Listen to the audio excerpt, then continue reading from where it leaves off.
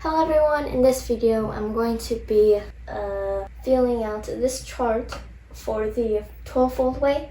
This is the third video of the 12-fold way, and I'm going to first start off with this column. And in the first column, A, we have 1, 2, 3, 4, 5 distinct columns.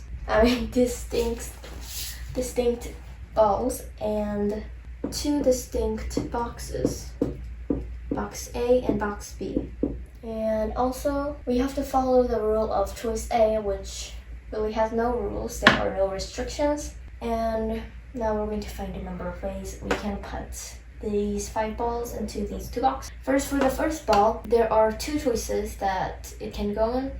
So 2. The same for the second ball. The same for the third. Oh, I'm supposed to write 2, not 3. The same for fourth, and the same for the fifth ball. They all have 2 choices, so we multiply them all together, which we get 2 to the power of 5, which is equal to 32.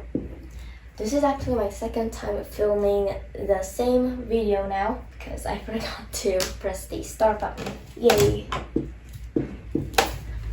Now, for this column, we have to follow the rule of choice B, which says we have to have at least 1 ball per box. And so since it says at least, we're going to subtract all of the outcomes by the opposite of what it's asking us to do. So that will be 32 subtracted by the opposite of what it's asking us to do would be having 0 balls in a box. So that could be 0 balls in box A and 5 balls in box B, or 5 balls in box A and 0 balls in box B. There are only 2 of these outcomes. Only 2. So we're going to subtract 2 from 32, which makes 30. So that will be our answer for this column. And also, we can fill out all of the columns that has to follow choice C. That will all be 0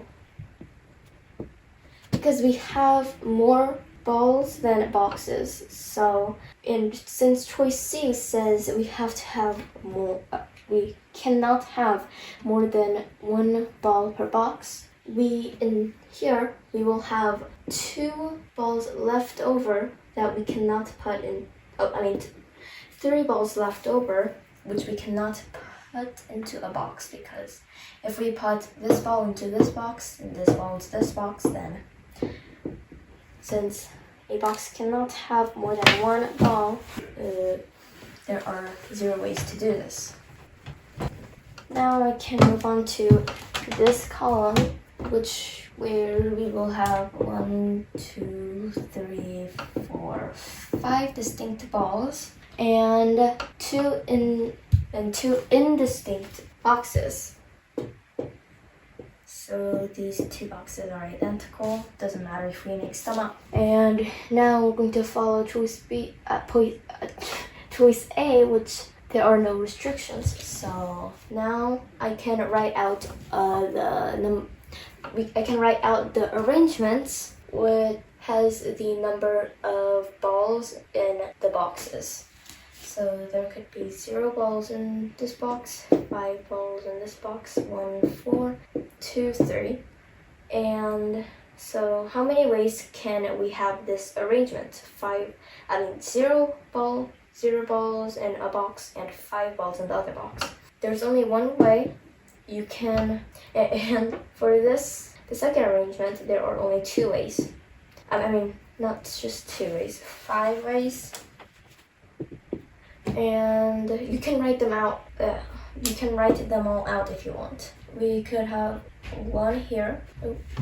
We could have ball 1 in this box and 2, 3, 4, 5 in the other box. We could have 2 in this box and 1, 3, 4, 5 and 3, 1, 2, 4, 5, or 4, 1, 2, 3, 5, or 5, 1, 2, 3, 4. So these 5 would only be the ways this arrangement can work. Okay, now for this arrangement to happen, that will just be 5, choose 2. For this one, it was actually 5, choose 1, which is just 5. And this one is equal to 10. And now if we add 1 plus 5 plus plus 10, we have 16. So that will be our answer for this column. And for the next column, we have to have at least 1 ball per box. Choice, following the rule choice B. And we just have to cross the one where it doesn't follow the rule, which would just be this one. So that makes 15. 5 plus 10, 15. And now for this column, we have the balls we have are indistinct. So just 1, 2, 3, 4, 5. You cannot tell them apart. It doesn't matter if you mix them up. And the boxes are distinct. We have box A and box B. You can tell them apart. And we're going to follow the rule choice A, which says no restriction. Just like we did here, we're going to write all of the arrangements down. There could be 5 balls in this box, in box A, or 5 here. 1, 4, 2, 3. These are only the 3 arrangements that we could have. And how many ways can this arrangement happen?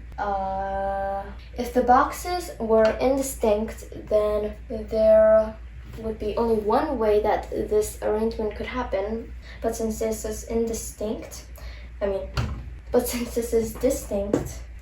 but since we can tell these apart if we switch the number of balls that are in the boxes, we would get 2 ways. And for this one, it's also 2-way, and for this one, it's also 2 ways, making a total of 6.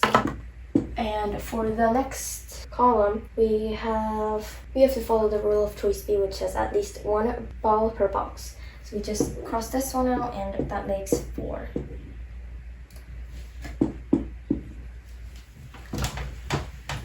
Now we have the next column, which both the balls and the boxes are indistinctable. You cannot tell the difference between the balls, between each of the balls and each of the boxes, and so that would mean that it wouldn't matter if we mix them up. So the arrangements, there are only 3, these 3. And so since it doesn't matter if we mix up the balls and the boxes, there would be only one way for each of the arrangements, making a total of 3.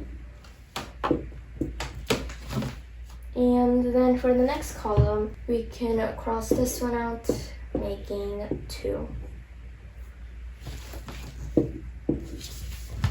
So I filled out this chart, and in this video I worked with 5 balls with 2 boxes, and in the next video I'll be working with 5 boxes and 3 boxes. Thank you for watching, everyone. Have a great day. I will see you guys in the next video. Bye.